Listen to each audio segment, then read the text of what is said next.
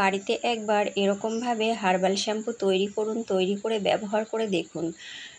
আপনি চুলে দেবেন, চুলে সুন্দর গেজা হবে, তারপরে চুল হবে সিল্কি সফট, একদম পাখির পালকের মতন। তো আমি ব্যবহার করে দেখিয়ে দিচ্ছি। তো দেখুন আমার চুলগুলো একদম পাখির পালকের মতন লাগছে। নমস্কার বন্ধুরা, সরস্বতী কুকিং চ্যানেলে আপনাদের সবার স্বাগত। আজকে কিন্তু রান্না নয়, আজকে আমি হার্বাল শ্যাম্পু তৈরি করে দেখাবো যে বাড়িতে আমরা কিভাবে হার্বাল শ্যাম্পু তৈরি করতে পারি, আর সেটা কিভাবে আমরা সারা বছরের জন্য সংরক্ষণ করতে পারবো, কোনোভাবেই নষ্ট হবে না। চলুন দেখে নেওয়া যাক। তো দেখুন এখানে আমি একটা ওয়েট মেশিন নিয়ে নিয়েছি, সব কিছু আমি মেজারমেন্ট করে নেব। এখানে দেখুন আমি 100 গ্রাম নিয়ে নেব রিঠা ফল। তো এখানে 131 গ্রাম, 31 গ্রাম প্লেটটার ওয়েট।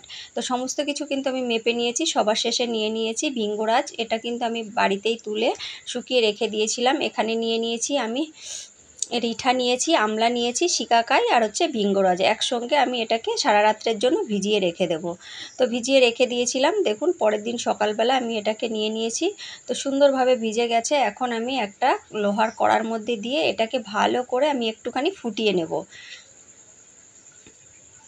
তো বন্ধুরা এখানে আমি কিন্তু গুঁড়ো আমলকিটা ব্যবহার করেছি, সেই জন্য মাটি মাটি মতন দেখা যাচ্ছে। এরপর আমি এর ভিতরে দিয়ে দিলাম মেথি। তো এখানে কিন্তু 50 গ্রাম মতন মেথি আছে। তো মেথিটাকে দিয়ে আমি ভালো করে এটাকে ফুটিয়ে নেব। আপনারা চাইলে কিন্তু এখানে কালো জিরেও ব্যবহার করতে পারেন। আমাদের চুলের জন্য যেসব জিনিস উপকারী, চুলের জন্য খুবই ভালো, সেগুলো কিন্তু এর ভিতরে দিতে পারেন। তো দেখুন আমি আগে যে জলটা দিয়েছিলাম সেটা কিন্তু আমি উঠিয়ে নিয়েছি গরম ফুটিয়ে। এরপর আমি এর ভিতরে জল দিয়ে সমস্ত কিছু হাত দিয়ে ভালো করে চটকে, তো দেখুন এখনই কতটা ফেনা ফেনা হয়ে গেছে, সেই জলটাও নিয়ে নিলাম। এরপর আমি একটা বালতির উপরে একটা ছাঁকনি দিয়ে দিয়েছি, তার উপরে একটা কাপড় দিয়ে আমি সমস্ত যে আমার শ্যাম্পুটা বেরিয়েছে সেটাকে এই যে ছেঁকে নিয়েছি, আর এই যে বাদবাকি যে অংশটা সেটা আমি ফেলে দিলাম।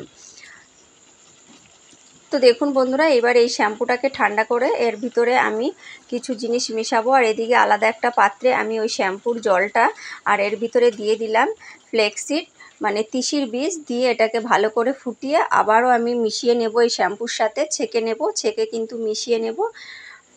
এরপর আমি এর ভিতরে দিয়ে দেবো গ্লিসারিন। এখানে কিন্তু আপনারা খাওয়ার গ্লিসারিন কিংবা যে গ্লিসারিনগুলো পাওয়া যায় সেগুলো ব্যবহার করতে পারেন। এরপর আমি এর ভিতরে দিয়ে দেবো শ্যাম্পু বেস। তো শ্যাম্পু বেসটা দেওয়ার জন্য কিন্তু বন্ধুরা শ্যাম্পুটা বছরের পর বছর থাকলেও কিন্তু নষ্ট হবে না, নষ্ট হওয়ার কোনো চান্সই নেই এখানে।